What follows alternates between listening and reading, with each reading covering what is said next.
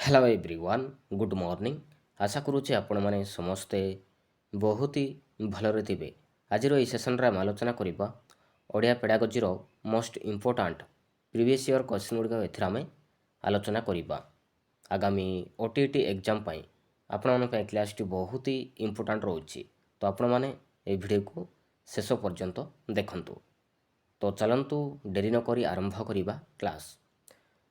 तो देखंतु fast question रहिछि मातृभाषा शिक्षादान ପାଇଁ ଶିକ୍ଷକଙ୍କର କେଉଁ ଗୁଣଟି ରହିବା ଦରକାର। ମାତୃଭାଷା ଶିକ୍ଷାଦାନ ପାଇଁ ଶିକ୍ଷକଙ୍କର କେଉଁ ଗୁଣଟି ରହିବା ଦରକାର। ଅପସନ୍ ଏ ଦେଇଛି ଭାଷା ଜ୍ଞାନ ଦେଇଛି, ବି ରେ ଦେଇଛି ବିଷୟ ଜ୍ଞାନ, ନା ଶିକ୍ଷାଦାନ ଅଭିଜ୍ଞତା, ନା ଧୈର୍ଯ୍ୟ। କେଉଁ ଗୁଣଟି ରହିବା ଦରକାର। ଏ ରାଇଟ୍ ଆନ୍ସର କୋଉଟା ହେବ। ରାଇଟ୍ ଆନ୍ସର ଯିବ ଆପଣଙ୍କର ଅପସନ୍ ନମ୍ବର ଡି, ଧୈର୍ଯ୍ୟ ରହିବା ଦରକାର। ମାତୃଭାଷା ଶିକ୍ଷାଦାନ ପାଇଁ ଶିକ୍ଷକଙ୍କର ଧୈର୍ଯ୍ୟ ରହିବା ଦରକାର। ଅପସନ୍ ନମ୍ବର ଡି ଯିବ ରାଇଟ୍ ଆନ୍ସର। ତ ନେକ୍ସଟ ଦେଖିବା। ତ ନେକ୍ସଟ କ୍ୱେଶ୍ଚନ ରହିଛି ପିଲାମାନଙ୍କୁ ଦଳ ଦଳ କରି ବସାଇ ସେମାନଙ୍କ ଭିତରେ ଆଲୋଚନା କରିବାକୁ ସୁଯୋଗ ଦେଲେ କେଉଁ ଦକ୍ଷତାର ବିକାଶ ଘଟେ। କହିବା, ନା ଶୁଣିବା, ନା ପଢ଼ିବା, ନା ସ୍ୱଶିକ୍ଷଣ। ଏ ରାଇଟ୍ ଆନ୍ସର ଯିବ ଆପଣଙ୍କର ଅପସନ୍ ନମ୍ବର ଡି ସ୍ୱଶିକ୍ଷଣ। ପିଲାମାନଙ୍କୁ ଦଳ ଦଳ କରି ବସାଇ ସେମାନଙ୍କ ଭିତରେ ଆଲୋଚନା କରିବାକୁ ସୁଯୋଗ ଦେଲେ ତ ତାଙ୍କ ଭିତରେ ସ୍ୱଶିକ୍ଷଣର ବିକାଶ ଘଟିଥାଏ। ତ ରାଇଟ୍ ଆନ୍ସର ଯିବ ଆପଣଙ୍କର ଅପସନ୍ ନମ୍ବର ଡି। ତ ନେକ୍ସଟ ଦେଖିବା ପିଲାମାନଙ୍କୁ ଭାଷା ଶିକ୍ଷା ଦେବାବେଳେ କେଉଁ ପନ୍ଥାଟି ଅନୁକୂଳ ନୁହେଁ। ଗଳ୍ପ କଥନ, ନା ଗୀତ ବୋଲିବା, ନା ମୁଖସ୍ଥୀକରଣ, ନା ବର୍ଣ୍ଣନା କରିବା। ରାଇଟ୍ ଆନ୍ସର କୋଉଟା ହେବ। ଏ ରାଇଟ୍ ଆନ୍ସର ଯିବ ଆପଣଙ୍କର ଅପସନ୍ ନମ୍ବର ସି ମୁଖସ୍ଥୀକରଣ। Option number C. ତ ନେକ୍ସଟ ଦେଖିବା ଭାଷା ଶିକ୍ଷଣ ପାଇଁ ଶିକ୍ଷକଙ୍କ କେଉଁ କାର୍ଯ୍ୟ ଉପରେ ଗୁରୁତ୍ୱ ଦେବେ। ଭାଷା ଶିକ୍ଷଣ ପାଇଁ ଶିକ୍ଷକ କେଉଁ କାର୍ଯ୍ୟ ଉପରେ ଗୁରୁତ୍ୱ ଦେବେ। ଅପସନ୍ ଏ ରେ ଦେଇଛି ପିଲାମାନଙ୍କର ଶିକ୍ଷଣରେ ଅଂଶଗ୍ରହଣ, ବି ରେ ଦେଇଛି ଶିକ୍ଷକଙ୍କର ଅଂଶଗ୍ରହଣ, ସି ରେ ଦେଇଛି ପିଲାମାନଙ୍କର ନିରବତା, ଡି ରେ ଦେଇଛି ଶ୍ରେଣୀରେ ଶିକ୍ଷାଦାନ। ଭାଷା ଶିକ୍ଷଣ ପାଇଁ ଶିକ୍ଷକ କେଉଁ କାର୍ଯ୍ୟ ଉପରେ ଗୁରୁତ୍ୱ ଦେବେ। ଏ ରାଇଟ୍ ଆନ୍ସର ଯିବ ଆପଣଙ୍କର ଅପସନ୍ ନମ୍ବର ଏ ପିଲାମାନଙ୍କର ଶିକ୍ଷଣରେ ଅଂଶଗ୍ରହଣ ଉପରେ ହିଁ ଗୁରୁତ୍ୱ ଦେବେ। ଅପସନ୍ ନମ୍ବର ଏ। ତ ନେକ୍ସଟ ଦେଖିବା ଭାଷା ଶିକ୍ଷଣ ପାଇଁ ଯେଉଁ 4ଟି କୌଶଳ ପ୍ରୟୋଗ କରାଯାଏ ସେଗୁଡ଼ିକ ମଧ୍ୟରେ ସର୍ବପ୍ରଥମ କେଉଁଟା। ଭାଷା ଶିକ୍ଷଣ ପାଇଁ ଯେଉଁ 4ଟି କୌଶଳ ପ୍ରୟୋଗ କରାଯାଇଛି ତ ସେଗୁଡ଼ିକ ମଧ୍ୟରୁ ସର୍ବପ୍ରଥମ କେଉଁଟା। କହିବା, ନା ଶୁଣିବା, ନା ପଢ଼ିବା, ନା ଲେଖିବା। ରାଇଟ୍ ଆନ୍ସର ଯିବ ଆପଣଙ୍କର ଅପସନ୍ ନମ୍ବର ବି ଶୁଣିବା, ଶ୍ରବଣ। ମନେ ରଖିବେ ଅପସନ୍ ନମ୍ବର ବି।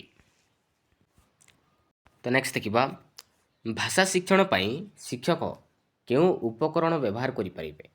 ଭାଷା ଶିକ୍ଷଣ ପାଇଁ ଶିକ୍ଷକ କେଉଁ ଉପକରଣ ବ୍ୟବହାର କରିପାରିବେ। ଅପସନ୍ ଏ ଦେଇଛି ଚକ୍ ଦେଇଛି, ବି ରେ ଦେଇଛି ଫ୍ଲାସ୍ କାର୍ଡ଼ ଦେଇଛି, ସି ରେ ଦେଇଛି ଅକ୍ଷର ତାଲିକା, ନା ବ୍ଲାକ୍ ବୋର୍ଡ଼। ଏହାର କରେକ୍ଟ ଆନ୍ସର ହେଇଯିବ ଆପଣଙ୍କର ଅପସନ୍ ନମ୍ବର ବି ଫ୍ଲାସ୍ କାର୍ଡ଼। ମନେ ରଖିବେ ଭାଷା ଶିକ୍ଷଣ ପାଇଁ ଶିକ୍ଷକ ଫ୍ଲାସ୍ କାର୍ଡ଼ ଉପକରଣ ବ୍ୟବହାର କରିପାରିବେ। ଅପସନ୍ ନମ୍ବର ବି ଯିବ ରାଇଟ୍ ଆନ୍ସର।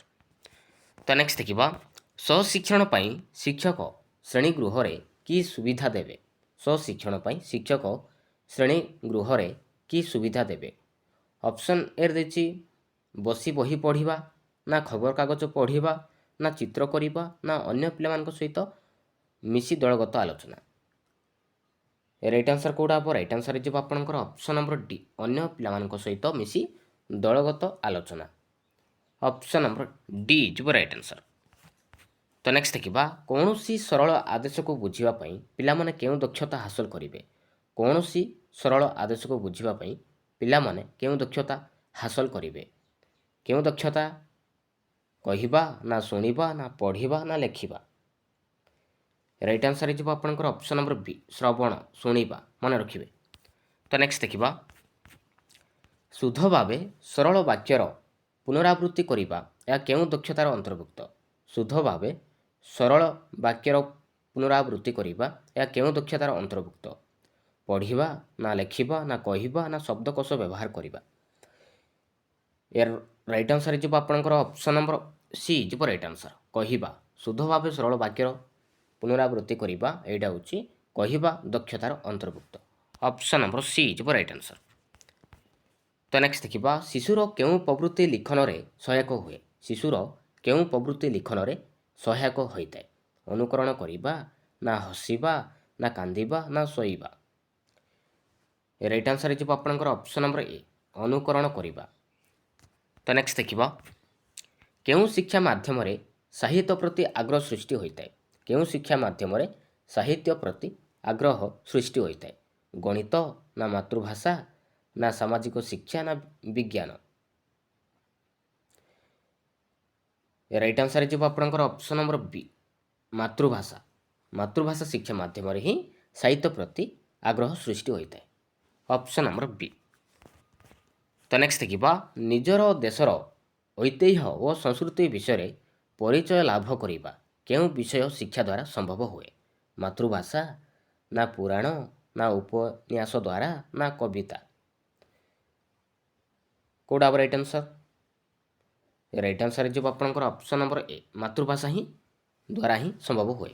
ଅପସନ୍ ନମ୍ବର ଏ। ତ ନେକ୍ସଟ ଦେଖିବା କେଉଁଟି ମାତୃଭାଷା ଶିକ୍ଷଣ ପାଇଁ ଆବଶ୍ୟକ ନୁହେଁ? ମାତୃଭାଷା ଶିକ୍ଷଣ ପାଇଁ ଆବଶ୍ୟକ କେଉଁଟା ନୁହେଁ? ମାନବିକ ଗୁଣାବଳୀ ଦେଇଛି, ଐତିହ୍ୟ ଦେଇଛି, ସଂସ୍କୃତି ଦେଇଛି, ସମର ଶିକ୍ଷା ଦେଇଛି। ରାଇଟ୍ ଆନ୍ସର ହେଇଯିବ ଆପଣଙ୍କର ଅପସନ୍ ନମ୍ବର ଡି, ସମର ଶିକ୍ଷା। ସମର ଶିକ୍ଷା ମାତୃଭାଷା ଶିକ୍ଷଣ ପାଇଁ ଆବଶ୍ୟକ ନୁହେଁ। Option number D. ତ ନେକ୍ସଟ ଦେଖିବା ମାତୃଭାଷା ଶିକ୍ଷା କଲେ ଆମେ କେଉଁ ପ୍ରସଙ୍ଗକୁ ଜାଣିପାରିବା ନାହିଁ? ମାତୃଭାଷା ଶିକ୍ଷା କଲେ ଆମେ କେଉଁ ପ୍ରସଙ୍ଗକୁ ଆମେ ଜାଣିପାରିବା ନାହିଁ? ବୈଜ୍ଞାନିକ ପରୀକ୍ଷଣ, ନା ଜାତୀୟ ସଂହତି, ନା ଆନ୍ତର୍ଜାତିକ ସଦ୍ଭାବ, ନା ମାନବିକ ଅଧିକାର? ଏହାର କରେକ୍ଟ ଆନ୍ସର କେଉଁଟା ହେବ? ଏହାର ରାଇଟ୍ ଆନ୍ସର ହେଇଯିବ ଆପଣଙ୍କର ଅପସନ୍ ନମ୍ବର ଏ, ବୈଜ୍ଞାନିକ ପରୀକ୍ଷଣ ପ୍ରସଙ୍ଗକୁ ଆମେ ଜାଣିପାରିବା ନାହିଁ। ଅପସନ୍ ନମ୍ବର ଏ ହେଇଯିବ ରାଇଟ୍ ଆନ୍ସର। ତ ନେକ୍ସଟ ଦେଖିବା ଶୁଣିବା, କହିବା, ପଢ଼ିବା ଓ ଲେଖିବା ଏଗୁଡ଼ିକ କେଉଁ ସ୍ତରର ଦକ୍ଷତା? ଶ୍ରବଣ, କଥନ, ପଠନ, ଲିଖନ ଏଗୁଡ଼ିକ କେଉଁ ସ୍ତରର ଦକ୍ଷତା? ପ୍ରାଥମିକ, ନା ମାଧ୍ୟମିକ, ନା ଉଚ୍ଚସ୍ତରୀୟ, ନା ବିଶ୍ୱସ୍ତରୀୟ? ଏଗୁଡ଼ିକ କେଉଁ ସ୍ତରର ଦକ୍ଷତା? ଏଗୁଡ଼ିକ ହେଉଛି ପ୍ରାଥମିକ ସ୍ତରର ଦକ୍ଷତା। ଅପସନ୍ ନମ୍ବର ଏ। ତ ନେକ୍ସଟ ଦେଖିବା ଶିଶୁଟି ଜନ୍ମ ହେବା ପରେ କେଉଁ ଦକ୍ଷତା ଅର୍ଜନ କରିବାକୁ ଚେଷ୍ଟା କରେ? ଶିଶୁଟି ଜନ୍ମ ହେବା ପରେ ପ୍ରଥମେ କେଉଁ ଦକ୍ଷତା ଅର୍ଜନ କରିବାକୁ ଚେଷ୍ଟା କରିଥାଏ? ଅପସନ୍ ଏରେ ଦେଇଛି ହସିବା ଦେଇଛି, ବିରେ ଦେଇଛି କାନ୍ଦିବା ଦେଇଛି, ସିରେ ଦେଇଛି ଶୁଣିବା ଦେଇଛି, ଡିରେ ଦେଇଛି ଖେଳିବା। ରାଇଟ୍ ଆନ୍ସର କେଉଁଟା ହେବ? ରାଇଟ୍ ଆନ୍ସର ହେଇଯିବ ଆପଣଙ୍କର ଅପସନ୍ ନମ୍ବର ସି, ମନେ ରଖିବେ ଶ୍ରବଣ, ଶୁଣିବା। ଶିଶୁଟି ଜନ୍ମ ହେବା ପରେ ଶୁଣିବା ଦକ୍ଷତା ଅର୍ଜନ କରିବାକୁ ଚେଷ୍ଟା କରିଥାଏ ପ୍ରଥମେ। Option number C. ତ ନେକ୍ସଟ ଦେଖିବା କେଉଁ ଦୋଷ ଥିଲେ ଶିଶୁ କଥା କହିପାରେ ନାହିଁ? କେଉଁ ଦୋଷ ଥିଲେ ଶିଶୁ କଥା କହିପାରେ ନାହିଁ? ଚକ୍ଷୁ ଦୋଷ, ନା ଶ୍ରୁତି ଦୋଷ, ନା ସ୍ପର୍ଶ ଦୋଷ, ନା ଚଳନ ଦୋଷ? ଏହାର ରାଇଟ୍ ଆନ୍ସର ହେଇଯିବ ଆପଣଙ୍କର ଅପସନ୍ ନମ୍ବର ବି, ଶ୍ରୁତି ଦୋଷ ଥିଲେ ଶିଶୁ କଥା କହିପାରେ ନାହିଁ। ଅପସନ୍ ନମ୍ବର ବି ହେଇଯିବ ରାଇଟ୍ ଆନ୍ସର। ତ ନେକ୍ସଟ ଦେଖିବା ପିଲାମାନେ ପରିବାର ଭିତରେ ବୁଢ଼ୀ ମା'ଙ୍କୁ ଭଲ ପାଆନ୍ତି କାହିଁକି? କାହିଁକି ପିଲାମାନେ ବୁଢ଼ୀ ମା'ଙ୍କୁ ଭଲ ପାଆନ୍ତି? ସେବା ପାଇବା ପାଇଁ, ନା ଖାଦ୍ୟ ଖୁଆଇବା ପାଇଁ, ନା ଗପ ଶୁଣିବା ପାଇଁ, ନା ସୁରକ୍ଷା ପାଇଁ? ରାଇଟ୍ ଆନ୍ସର କେଉଁଟା ହେବ? ରାଇଟ୍ ଆନ୍ସର ହେଇଯିବ ଆପଣଙ୍କର ଅପସନ୍ ନମ୍ବର ସି, ଗପ ଶୁଣିବା ପାଇଁ, ମନେ ରଖିବେ। ତ ନେକ୍ସଟ ଦେଖିବା ଶିଶୁଟି ବିଦ୍ୟାଳୟକୁ ଆସିବା ପରେ ଶିକ୍ଷକ ପ୍ରଥମେ ମାତୃଭାଷା ପାଇଁ କିପରି ଆଗ୍ରହୀ କରାଇବେ? କିପରି ବହି ପଢ଼ାଇବା, ନା ଅକ୍ଷର ଘୋଷାଇବା, ନା ଅକ୍ଷର ଲେଖିବା, ନା ଗଳ୍ପ ଓ ଗୀତ ଶୁଣାଇବା? ରାଇଟ୍ ଆନ୍ସର କେଉଁଟା ହେବ? ରାଇଟ୍ ଆନ୍ସର ହେଇଯିବ ଆପଣଙ୍କର ଅପସନ୍ ନମ୍ବର ଡି, ଶିକ୍ଷକ ପ୍ରଥମେ କ'ଣ କରିବେ ନା ଗଳ୍ପ ଓ ଗୀତ ଶୁଣାଇବେ। ତ ଅପସନ୍ ନମ୍ବର ଡି ହେଇଯିବ ରାଇଟ୍ ଆନ୍ସର। ତ ନେକ୍ସଟ ଦେଖିବା ମାତୃଭାଷା ଶିକ୍ଷଣର ଦ୍ୱିତୀୟ ଦକ୍ଷତାଟି କ'ଣ? ମାତୃଭାଷା ଶିକ୍ଷଣର ଦ୍ୱିତୀୟ ଦକ୍ଷତାଟି କ'ଣ? କ'ଣ ରାଇଟ୍ ଆନ୍ସର କେଉଁଟା ହେବ? ରାଇଟ୍ ଆନ୍ସର ହେଇଯିବ ଆପଣଙ୍କର ଅପସନ୍ ନମ୍ବର ଏ ହେଇଯିବ ରାଇଟ୍ ଆନ୍ସର, କହିବା, ମନେ ରଖିବେ। ଅପସନ୍ ନମ୍ବର ଏ। ଆଉ ପ୍ରଥମ ହେଇଗଲା ଶୁଣିବା, ଦ୍ୱିତୀୟ ହେଇଗଲା କହିବା, ଆଉ ତୃତୀୟ ହେଇଗଲା ପଢ଼ିବା, ଚତୁର୍ଥ ହେଇଗଲା ଲେଖିବା, ମନେ ରଖିବେ। ତ ନେକ୍ସଟ ଦେଖିବା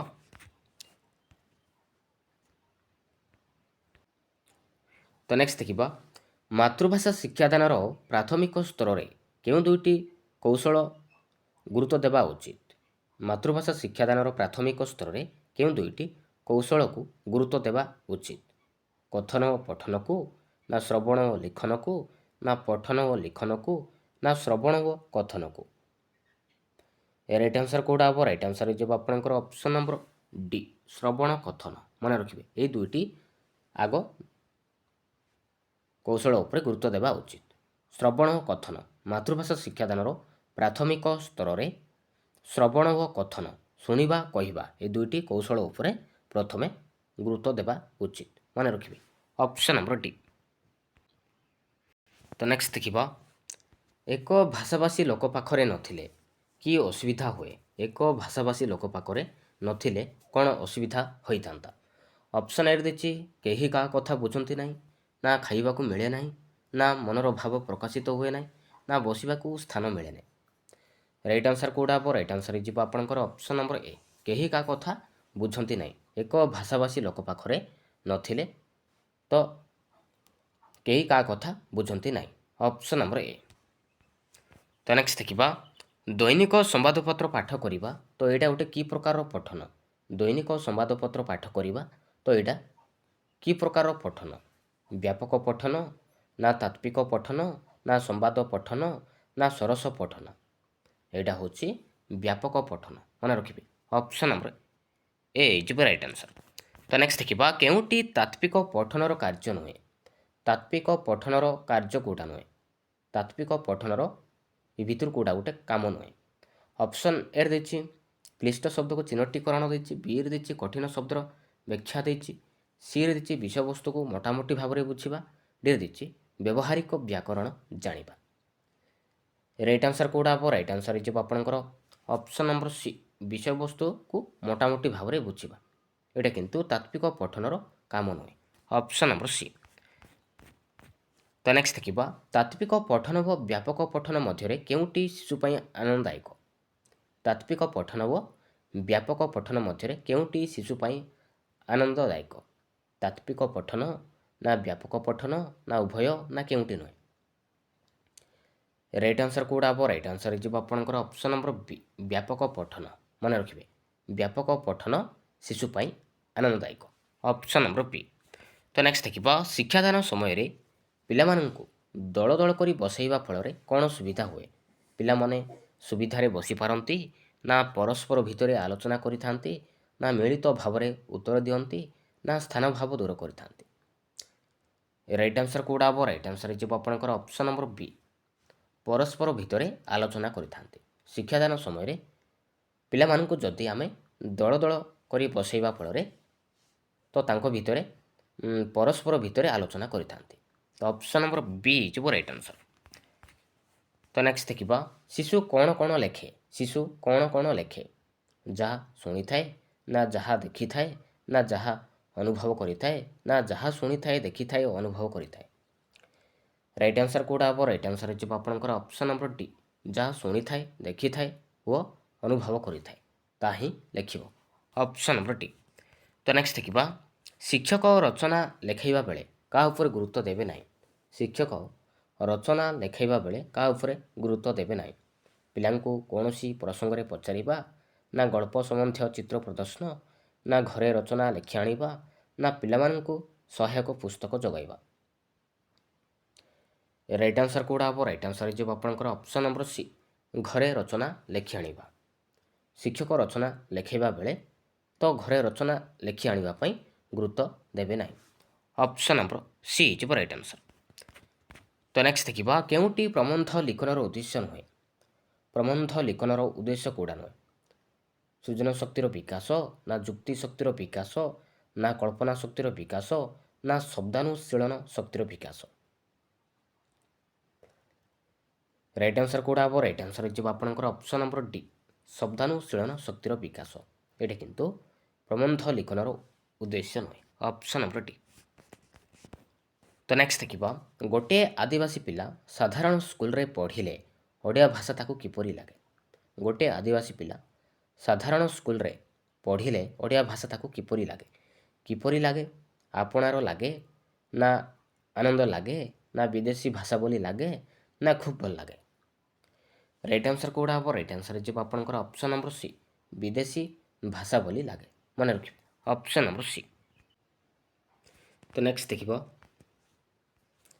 ତ ନେକ୍ସଟ କ୍ୱେଶ୍ଚନ୍ ରହିଛି ମାତୃଭାଷା ଶିକ୍ଷାଦାନର ପ୍ରାଥମିକ ସ୍ତରରେ କେଉଁ ଦୁଇଟି କୌଶଳ ଗୁରୁତ୍ୱ ଦେବା ଉଚିତ? କଥନ ପଠନ ନା ଶ୍ରବଣ ଲିଖନ ନା ପଠନ ଲିଖନ ନା ଶ୍ରବଣ କଥନ? ରାଇଟ୍ ଆନ୍ସର୍ କେଉଁଟା ହେବ? ରାଇଟ୍ ଆନ୍ସର୍ ଯିବ ଆପଣଙ୍କର ଅପସନ୍ ନମ୍ବର ଡି, ଶ୍ରବଣ ଓ କଥନ, ଶୁଣିବା କହିବା এই ଦୁଇଟି କୌଶଳ ଉପରେ ପ୍ରଥମେ ଗୁରୁତ୍ୱ ଦେବେ। Option number D. ତ ନେକ୍ସଟ ଦେଖିବା, ବିଦ୍ୟାଳୟକୁ ଆସିବା ପୂର୍ବରୁ ଶିଶୁ କେଉଁ ଭାଷାରେ ଦକ୍ଷତା ଅର୍ଜନ କରିଥାଏ? ବିଦ୍ୟାଳୟକୁ ଆସିବା ପୂର୍ବରୁ ଶିଶୁ କେଉଁ ଭାଷାରେ ଦକ୍ଷତା ଅର୍ଜନ କରିଥାଏ? ଲିଖିତ ଭାଷା ନା ବୌଦ୍ଧିକ ଭାଷା ନା ମାନକ ଭାଷା ନା କଥିତ ଭାଷା? ରାଇଟ୍ ଆନ୍ସର୍ କେଉଁଟା ହେବ? ରାଇଟ୍ ଆନ୍ସର୍ ଯିବ ଆପଣଙ୍କର ଅପସନ୍ ନମ୍ବର ଡି, କଥିତ ଭାଷା। ମନେ ରଖିବେ ବିଦ୍ୟାଳୟକୁ ଆସିବା ପୂର୍ବରୁ ଶିଶୁ କଥିତ ଭାଷା ଦକ୍ଷତା ଅର୍ଜନ କରିଥାଏ। Option number D. ତ ନେକ୍ସଟ ଦେଖିବା, କେଉଁଟି ମାତୃଭାଷା ଶିକ୍ଷାଦାନରେ ମୂଲ୍ୟାୟନ ବିଧିର ଉଦ୍ଦେଶ୍ୟ ସମ୍ପର୍କିତ ନୁହେଁ? କେଉଁଟି ମାତୃଭାଷା ଶିକ୍ଷାଦାନରେ ମୂଲ୍ୟାୟନ ବିଧିର ଉଦ୍ଦେଶ୍ୟ ସମ୍ପର୍କିତ ନୁହେଁ? ଅପସନ୍ ଏ ଦେଇଛି ପଢ଼ାଶୁଣାରେ ଅଧିକ ମନୋନିବେଶ କରିବା ପାଇଁ ଉତ୍ସାହିତ କରିବା, ନା ପାଠଦାନକୁ ବ୍ୟକ୍ତିକୈନ୍ଦ୍ରିକ ସହଜ ଓ ସରଳ କରିବା, ନା ବେଶୀ ନମ୍ବର ରଖୁଥିବା ଶିଶୁମାନଙ୍କୁ ପୁରସ୍କୃତ କରିବା, ନା ଛାତ୍ରଛାତ୍ରୀମାନଙ୍କ ଦୁର୍ବଳତା ଚିହ୍ନଟ କରି ତା ନିରାକରଣ କରିବା? ରାଇଟ୍ ଆନ୍ସର୍ ହେଇଯିବ ଅପସନ୍ ନମ୍ବର ସି ଯିବ ରାଇଟ୍ ଆନ୍ସର୍, ବେଶୀ ନମ୍ବର ରଖୁଥିବା ଶିଶୁମାନଙ୍କୁ ପୁରସ୍କୃତ କରିବା। Option number C. ତ ନେକ୍ସଟ ଦେଖିବା, ବର୍ଣ୍ଣଶୁଦ୍ଧି ନିରାକରଣ ପାଇଁ କେଉଁଟି ଅଧିକ ଉପଯୋଗୀ? ବର୍ଣ୍ଣଶୁଦ୍ଧି ନିରାକରଣ ପାଇଁ କେଉଁଟି ଅଧିକ ଉପଯୋଗୀ? କଥୋପକଥନ ନା ବିରାମ ଚିହ୍ନର ବ୍ୟବହାର ନା ଦ୍ରୁତ ପଠନ ନା ଲିଖନ ଅଭ୍ୟାସ? ରାଇଟ୍ ଆନ୍ସର୍ କେଉଁଟା ହେବ? ରାଇଟ୍ ଆନ୍ସର୍ ହେଇଯିବ ଆପଣଙ୍କର ଅପସନ୍ ନମ୍ବର ଡି, ଲିଖନ ଅଭ୍ୟାସ। ତ ନେକ୍ସଟ ଦେଖିବା, ଭାଷା ଶିକ୍ଷାର ସର୍ବନିମ୍ନ ଦକ୍ଷତା କେତୋଟି? ଭାଷା ଶିକ୍ଷାର ସର୍ବନିମ୍ନ ଦକ୍ଷତା କେତୋଟି? ରାଇଟ୍ ଆନ୍ସର୍ କେଉଁଟା ହେବ? ରାଇଟ୍ ଆନ୍ସର୍ ହେଇଯିବ ଆପଣଙ୍କର ଅପସନ୍ ନମ୍ବର ସି ଯିବ ରାଇଟ୍ ଆନ୍ସର୍, 9ଟି। ମନେ ରଖିବେ ଆଉ ପ୍ରାଥମିକ ସ୍ତରରେ 4ଟି, ଶ୍ରବଣ କଥନ ପଠନ ଲିଖନ। ମନେ ରଖିବେ ତ ଭାଷା ଶିକ୍ଷାର ସର୍ବନିମ୍ନ ଦକ୍ଷତା ହେଉଛି 9ଟି। Option number C. ତ ନେକ୍ସଟ ଦେଖିବା, ପ୍ରାଥମିକ ସ୍ତରରେ ମାତୃଭାଷା ଶିକ୍ଷାଦାନ ପାଇଁ କେଉଁ ଭାଷା ମାଧ୍ୟମଟି ଫଳପ୍ରଦ ନୁହେଁ? ପୁସ୍ତକର ଭାଷା ନା ଆଞ୍ଚଳିକ ଭାଷା ନା ପାରିବାରିକ ଭାଷା ନା କଥିତ ଭାଷା? ରାଇଟ୍ ଆନ୍ସର୍ କେଉଁଟା ହେବ? ରାଇଟ୍ ଆନ୍ସର୍ ହେଇଯିବ ଆପଣଙ୍କର ଅପସନ୍ ନମ୍ବର ଏ, ପୁସ୍ତକର ଭାଷା। ଅପସନ୍ ନମ୍ବର ଏ। ତ ନେକ୍ସଟ ଦେଖିବା, କେଉଁଟି ପ୍ରାକ୍ ଲିଖନ କାର୍ଯ୍ୟକ୍ରମ ସମ୍ପର୍କିତ ନୁହେଁ? ପ୍ରାକ୍ ଲିଖନ କାର୍ଯ୍ୟକ୍ରମର ସମ୍ପର୍କ କେଉଁଟା ନୁହେଁ? ଅପସନ୍ ଏ ଦେଇଛି ବିନ୍ଦୁ ଯୋଡ଼ି ଚିତ୍ର ଆଙ୍କିବା ଦେଇଛି, ବିରେ ଦେଇଛି 2 ଧାଡ଼ି ମଧ୍ୟରେ ଅକ୍ଷର ଲେଖିବା, ନା ଗୋଟିଏ ଗୋଲାକାର ଠ ଲେଖିବା, ନା ଚିତ୍ର ମଧ୍ୟରେ ରଙ୍ଗ ଦେବା? ରାଇଟ୍ ଆନ୍ସର୍ ହେଇଯିବ ଆପଣଙ୍କର ଅପସନ୍ ନମ୍ବର ବି, 2 ଧାଡ଼ି ମଧ୍ୟରେ ଅକ୍ଷର ଲେଖିବା। ଏଇଟା କିନ୍ତୁ ପ୍ରାକ୍ ଲିଖନ କାର୍ଯ୍ୟକ୍ରମ ସମ୍ପର୍କିତ ନୁହେଁ। ଅପସନ୍ ନମ୍ବର ବି ଯିବ ରାଇଟ୍ ଆନ୍ସର୍। ତ ନେକ୍ସଟ ଦେଖିବା, ଶୁଦ୍ଧ ଶବ୍ଦ ଲିଖନ ପାଇଁ କେଉଁଟି ଆବଶ୍ୟକ? ଶୁଦ୍ଧ ଶବ୍ଦ ଲିଖନ ପାଇଁ କେଉଁଟି ଆବଶ୍ୟକ? ଅକ୍ଷର ଖେଳ ନା ବନାନ ଖେଳ ନା ଶବ୍ଦାନ୍ତ ଖେଳ ନା ଅତାକ୍ଷରୀ କବିତା ଖେଳ? ରାଇଟ୍ ଆନ୍ସର୍ ହେଇଯିବ ଆପଣଙ୍କର ଅପସନ୍ ନମ୍ବର ବି, ବନାନ ଖେଳ। ଅପସନ୍ ନମ୍ବର ବି। ତ ନେକ୍ସଟ ଦେଖିବା, କେଉଁ ପ୍ରକାରର ମୂଲ୍ୟାୟନରେ ପ୍ରଶ୍ନଗୁଡ଼ିକ ମୁଖ୍ୟତଃ ପାଠ୍ୟକ୍ରମ ବହିର୍ଭୂତ ହୋଇଥାଏ? ଉପଲବ୍ଧି ପରୀକ୍ଷଣ ନା ପ୍ରବୀଣତା ପରୀକ୍ଷଣ ନା ଲବ୍ଧଜ୍ଞାନ ପରୀକ୍ଷଣ ନା ସାମଗ୍ରିକ ମୂଲ୍ୟାୟନ? ରାଇଟ୍ ଆନ୍ସର୍ କେଉଁଟା ହେବ? ରାଇଟ୍ ଆନ୍ସର୍ ହେଇଯିବ ଆପଣଙ୍କର ଅପସନ୍ ନମ୍ବର ବି ଯିବ ରାଇଟ୍ ଆନ୍ସର୍, ପ୍ରବୀଣତା ପରୀକ୍ଷଣ। ମନେ ରଖିବେ। ତ ନେକ୍ସଟ ଦେଖିବା, ଏବେ ଦେଖିବା ଲାଷ୍ଟ କ୍ୱେଶ୍ଚିନ୍, ମାତୃଭାଷା ଶିକ୍ଷା କଲେ ଆମେ କେଉଁ ପ୍ରସଙ୍ଗ ଜାଣିପାରିବା ନାହିଁ? ମାତୃଭାଷା ଶିକ୍ଷା କଲେ ଆମେ କେଉଁ ପ୍ରସଙ୍ଗକୁ ଆମେ ଜାଣିପାରିବା ନାହିଁ? ରାଇଟ୍ ଆନ୍ସର୍ କେଉଁଟା ହେବ? ରାଇଟ୍ ଆନ୍ସର୍ ହେଇଯିବ ଆପଣଙ୍କର ଅପସନ୍ ନମ୍ବର ଏ, ବୈଜ୍ଞାନିକ ପରୀକ୍ଷଣ ଆମେ ଜାଣିପାରିବା ନାହିଁ। Option number A. Thank you.